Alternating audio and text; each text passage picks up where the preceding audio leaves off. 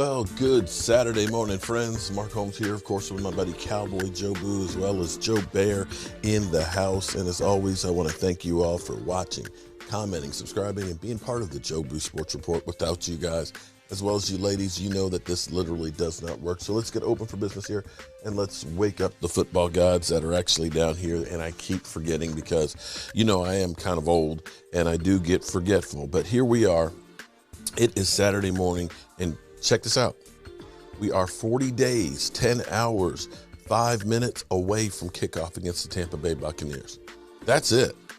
If you've been here for a bit, you've seen me do the countdown clock, of course. I think I started out the clock this year about 122 days. 122 days, we're down to 40. And come Thursday night, we have our first preseason game in action. I'm excited. The team is back on the field today.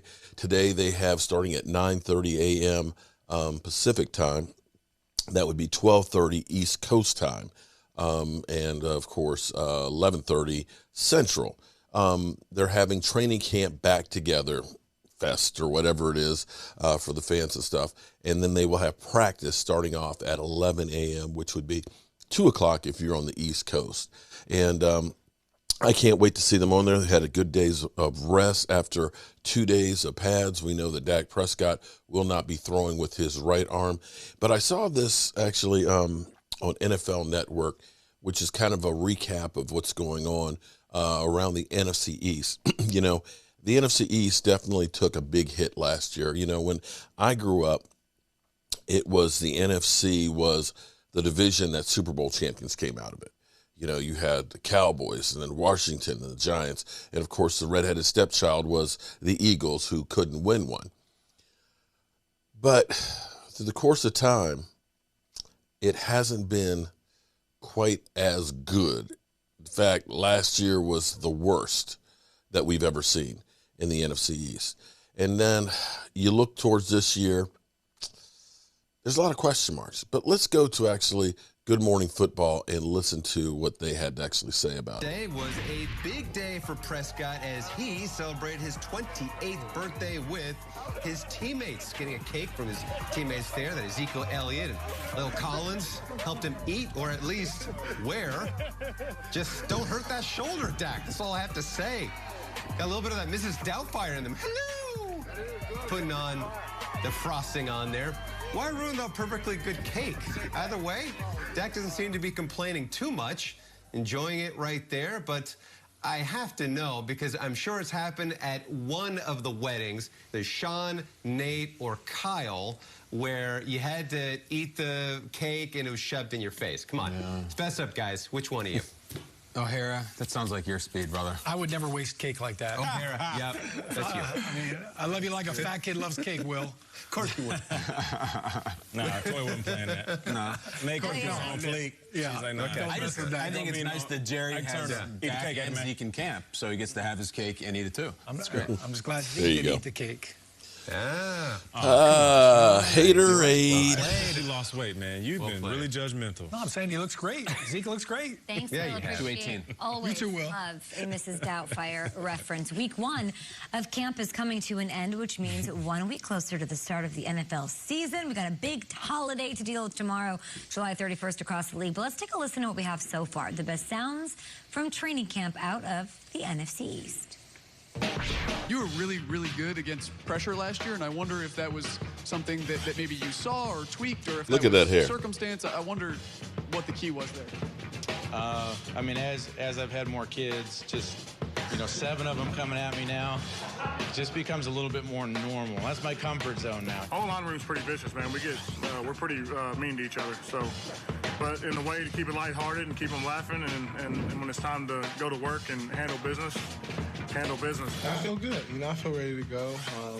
I am lighter, but I still feel strong. I still feel like, I can get behind my pads and lower the boom a little bit, So Lower the I feel boom. ready.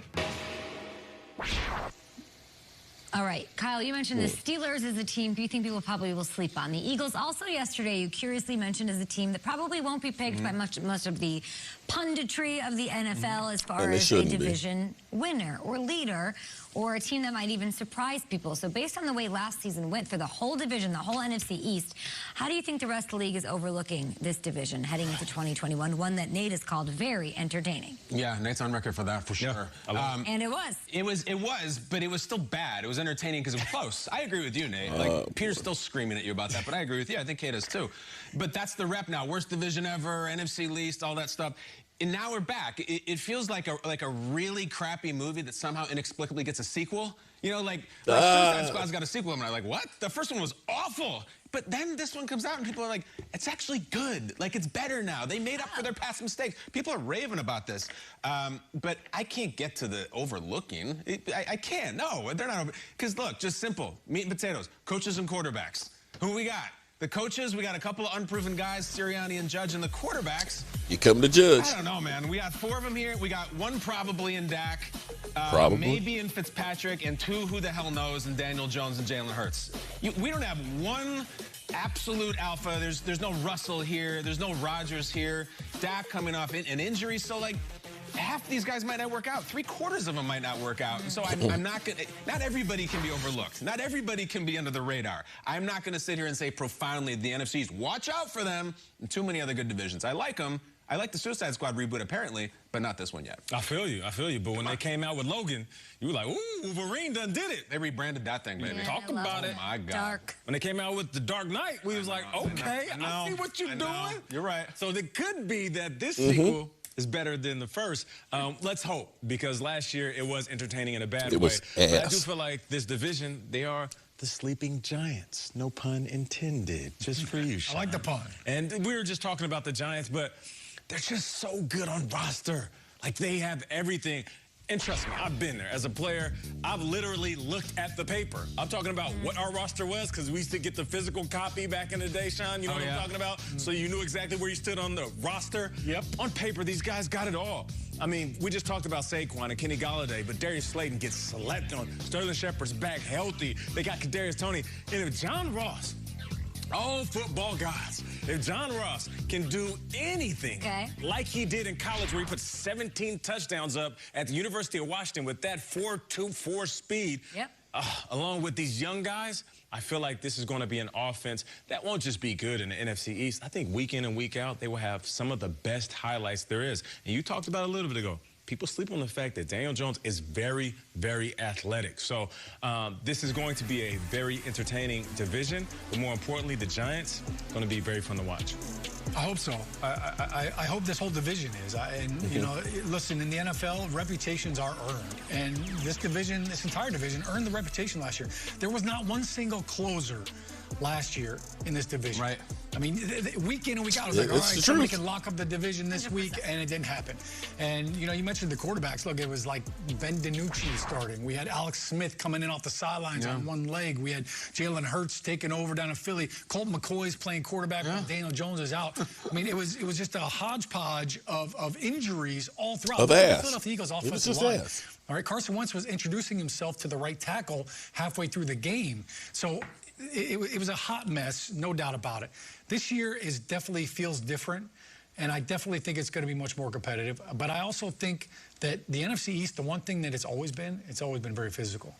If you don't have a good offensive line, you are not winning. That's the truth on that one. And you're not going to go very far in the playoffs either. So that aspect of it, when So you size look it at all up for these me. teams, Who's great? Who do you feel comfortable in? Because there's a lot of switches all over the place. well, again, it's all about health, right? I think the Dallas Cowboys have the most talented offensive line, and then Philly's right there with them. But, you know, look, Lane Johnson was banged up. They had to move Jason Peters out to left tackle last year. So it was just, you know, forget about throwing the football. They couldn't even run elementary plays. Same thing with Dallas. That's what was going on down there. That's the truth. I think the NFC East is going to surprise some people.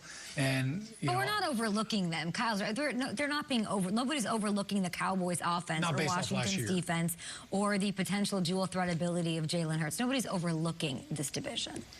There's something serious when you face them that you have to contend with. Like, nobody wants to play these teams, but I agree. Yeah. And listen, the closer thing, quick hypothetical. It's week 17. Okay. You're looking for a closer. Take Dak out of it. Week 17, you win this game, you're going to the playoffs. Do you want Fitzpatrick, Jalen Hurts, or Daniel Jones? Sean, who do you want? One of those guys. I'll take DJ. You're going to take Daniel Jones? Yeah. Wow. Nate, who do you think? Out of that division, Those three. Take Dak out. Fitz, Daniel Jones, or Jalen Hurts? I'm going Fitz, man. Never been to the playoffs in his whole career. Adams, what do you think? I think I had to go Fitz, too. Weird. Wow. Okay. Interesting take. So the question is what do we make of the NFC East, the NFC least, or will it become the NFC beast? Don't know. But the thing that's always great about football, and this is where it's kind of cool to see during my live stream, having Washington fans and having Giant fans and Eagle fans. Right now, everybody's got hope because teams that turn things around every year are more the norm than the exception. And so you can have a team that was great last year that can end up being terrible the next. Take a look at the Texans. We all joke about how bad the Texans are right now, but people forget 2019, they won their first playoff game. 2020, they take a straight up nosedive into the dumpster. So don't put anything past any of these teams.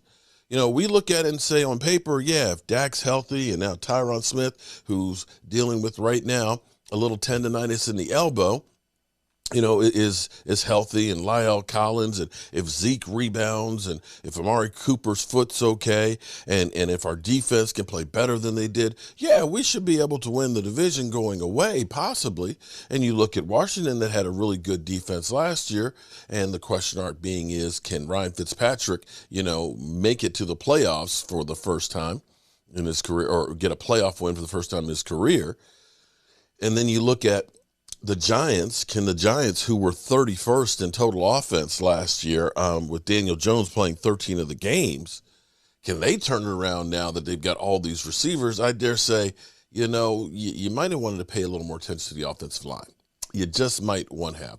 But who knows? Hell, the Eagles. Maybe for once, Philly 500 will be right about his team, and they won't be ass. And by the way, Philly 500, I think you're actually the bad luck for the Eagles. Just do. Because it seems like whatever you say, the opposite comes true.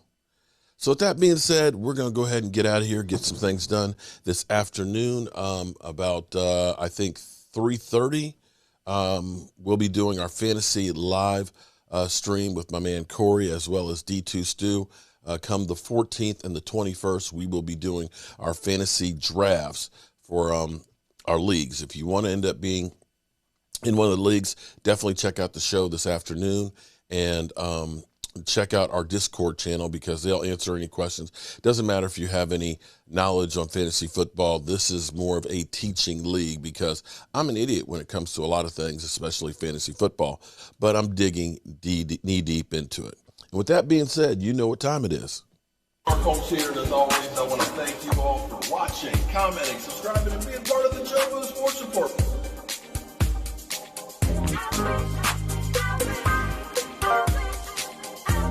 Just one hell of a job, and the only thing else I got to say is